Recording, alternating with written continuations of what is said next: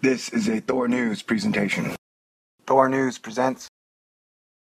This video uses semi-silly concepts to discuss very serious situations. It has two purposes. One, avoid World War III at all costs. Two, figure out a way to get our space program back on its feet and the best in the world. Alright, ladies and gentlemen, for this video, I will be discussing the past and future of the United States of America space program, the International Space Station, Russia, SpaceX, the American government, and boobies. Because this subject is so serious and so disheartening and heartbreaking and weird and bizarre, I feel I have to throw in boobs to keep it light. Okay? So if boobs offend you in any way, shape, or form, by all means, please tap out now. Don't worry, mothers out there. I will not be showing nipples. I wouldn't want to ruin some 18-year-old and under boy's mind by having them see nipples. I think we can all agree there's nothing more evil in the world than nipples.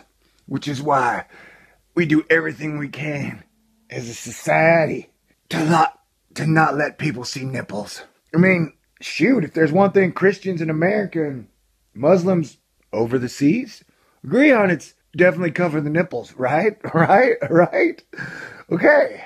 I think the main reason we went to war with Germany twice is because they were letting people show nipples on beaches. I went too far, didn't I? Okay. This is about space. Right around 2001, right after the towers fell, somebody was like, hey, I got a great idea. Let's privatize space. The government was like, okay, yeah, we will dismantle, defund NASA, and then turn over space to, Enron, Walmart, Taco Bell. They need fancier names. Because, like Wendy's Rockets.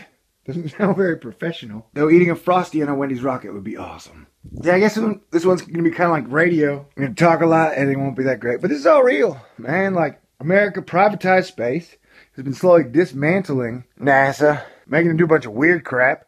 Like, you remember when Barack Obama first talked about space? He was like, all right, we need to do everything we can to promote Muslim achievements in science. And I was like, what? Okay, huh? I mean, NASA's about outer space, dude. Like, nobody goes to NASA for history. Not initially, right? You're about future advancements in space, not the past. You go to history class for that crap. I want to know about Ceres. I want to know about Sedna. I want to know about what it's like to drink Mars on beer. I want to swim in Jupiter's silicates. Crap like that. Like we just now put up Saturn and Mercury. Okay, great job. 85 years later. Like, yeah, what about the planet by the sun? Oh, hey, look, it's got water on it, even though it's really close to the sun. That's weird, right? Okay, let me see if I get the scorecard correct. America invades Iraq first. And then we invade Afghanistan.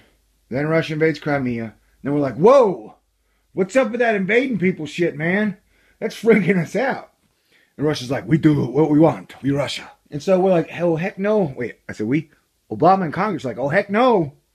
You can't invade countries for bullshit reasons. Only we can do that. And they laugh at him. Like sanctions. And through Obama's own sanctions, now Russia's not allowed to send rockets up to the space station to feed and supply the International Space Station and our people, our astronauts. And the guy's joking like, yeah, well, we can't do it because we've been sanctioned. I guess you could use a trampoline. And at first, Barack Obama was like, that's a good wait, I can't. And, like, wait, you guys didn't think this through? And then Elon Musk, who's a cool dude at SpaceX as far as I know, is like, we can help, but we're going to sue you as well because you just gave a no-bid contract to Lockheed and Boeing. Hey, I never say anything bad about Lockheed and Boeing because I like to live. Anyway, so it seems like a bad sign. The one guy that can help us out, really, is now suing us. I mean, he still says it's help, but he's probably going to have his legal costs paid. And so we've stopped the capability to get our crap up there. Like, our government. It's just like, what the F is going on? Okay, this may be jumbled, so I'm going to read some now. Washington Post, World Views by Adam Taylor. Russia's deputy PM tells U.S. astronauts to go to space on a trampoline. Semicolon, the joke may be on him. Russia's deputy prime minister, Dmitry Rogozin, has become one of the most vocal critics of the United States in the past few months, often using his English-language Twitter account to fire off insults against the economic policies which he himself is personally targeted by. On Tuesday, Rogozin lashed out again, this time at newly announced U.S. ban on high-tech exports to Russia. United States introduced sanctions against our space industry. God knows we warned them. We respond to declarations with declarations, to actions with actions, Rogozin tweeted, later adding, after analyzing the sanctions against our space industry, I suggest the U.S. deliver its astronauts to the ISS with a trampoline. Rogozin does actually have a point, although his threats carry much less weight than he may hope. Where it's true the Russian shuttles are currently the only option for getting U.S. citizens to get to the space station, and the United States pays Russia some $71 million per person they get up there. In fact, Russia's due to get $457.9 million for its services soon from the United States. If it really wanted to, Russia could stop U.S. astronauts from reaching the station despite the fact that the United States funded as much as $100 billion of the space station's $160 billion price tag. Worse yet, it could refuse to let the 2 U.S. citizens currently on the space station return home. Wait, so you're saying the joke is on the Russian guy? Because, ha ha ha, he's going to have to take $457 million of our money to bring our people home?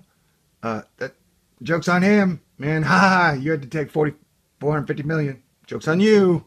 Joke's on you. There's a joke here, all right? There's a joke here, but it's not very funny. So I'm just saying, people, things are SNAFUBAR for sure. Situation normal, all fudged up beyond total recognition. It is going to be us, the people, to figure out what the F is going on. I may spar at times with NASA, but remember they are ruled top down. President, Congress are controlling everything. And what the hell are you guys doing? So this is how modern government works. In the 70s, we could put a man on the moon. In 2014, for our $20 trillion worth of money spent, $10 trillion in the last 8 years alone, somehow we can't even get a man into low orbit. We are regressing, going backwards. So when they put out the crowdsourcing call to Americans, Earthlings, this is our chance to figure out how to solve this shit. We got to figure out how to avoid World War III. We got to figure out how to put our space program back on top. And we got to figure out a way to end all wars, transfer the war machine into space exploration and solar system exploration. And we all get our own spaceship. And that isn't as simple as that, trust me. I guarantee you, if we gave up all war, everything would be a lot easier. Okay, this will wrap up this episode. And because I am talking about the industrial military complex, the industrial military space complex, private and national, Russia, America, Congress, President, I'm going to have to stuff these things filled with a lot of jokes and a lot of booby pictures. So it never gets too serious. And, you know, I'm just trying to help, man. I don't want to get in trouble for helping, you know. But these are times like that where you just don't know, you know. God bless everybody. Have a happy Sunday. May the force be with you always.